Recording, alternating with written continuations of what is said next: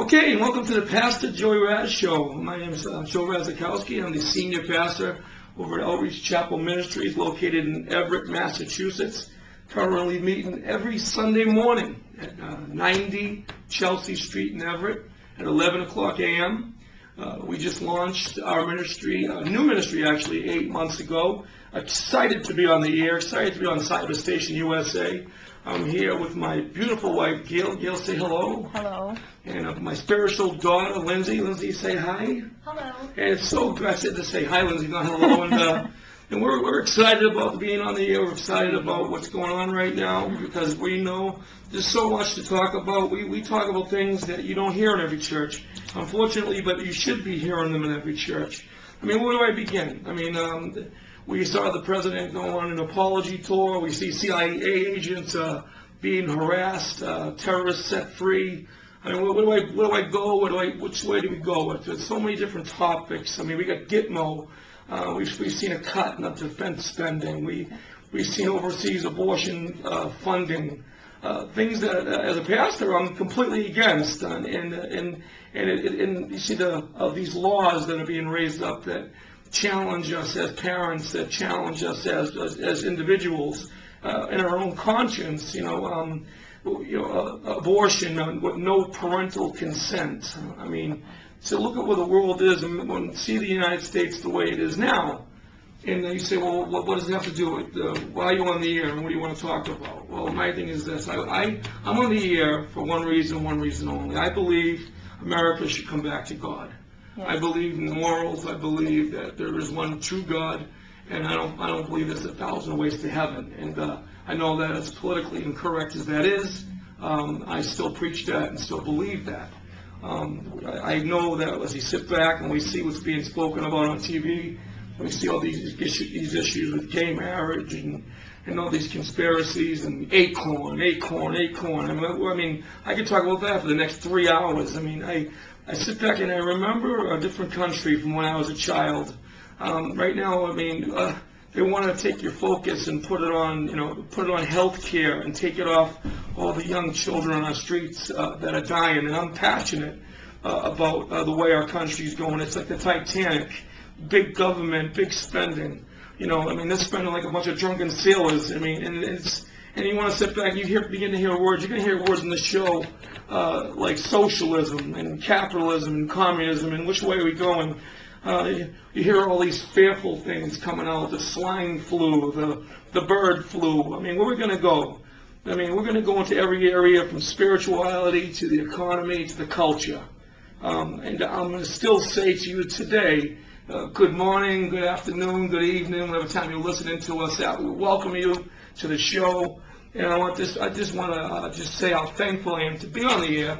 There's going to be a lot of people that disagree with me, disagree with my stance, disagree with our stance, because I know Lindsay and Gail, I hope they agree with me in the stance that I'm making, because the stance that I'm making is based on conscience that has been put on my heart through the Bible. I believe the Bible to be the Word of God, to be without error, and that's where my stance comes from. I didn't create it. I didn't just all of a sudden one day make it up. I didn't say, well, you know what's right and wrong. I know that right now when you open the newspaper or when you put on the TV and you put on the news, you start to hear things. And this week alone, I mean, my heart's heavy when you see a dozen of our military men and women shot dead on American soil because someone of a different religion, which you don't hear in the media a lot, decided that they didn't want to, that they didn't agree with our standards anymore, and they decided that their life was actually worth nothing because that these soldiers' lives were worth nothing. Now so we remember today from Outreach Chapel. I remember right now. I asked that any Christians listening would pray for the families of those soldiers that died so suddenly as they were lined up and shot dead just so quickly as if their life is taken away. The Bible says that our life is but a mist, but a vapor. And I tell you, I'm passionate about seeing the country turn around and go back to the way it was in the years ago, the good old days. Is it okay to call it the good old days, Jill? Can I call it the good old days? I think it is, because it's starting to seem that way. It is, isn't it? We have here today, we have, like I said, heavy hearts, but encouraged, knowing that Jesus actually said in the Bible that when these things begin to occur, for us to be of good cheer, for our redemption draws near. That means that we are looking towards the end times. And now you can sit back and you can say, well, there's another gloom and doom preacher. I'm not preaching gloom and doom. I'm preaching hope. I want to encourage you. I mean, the unemployment rate is at an all-time high in 20 years. We have children dying all over the streets. And we have politicians that are trying to shove health care down your throat. Yeah.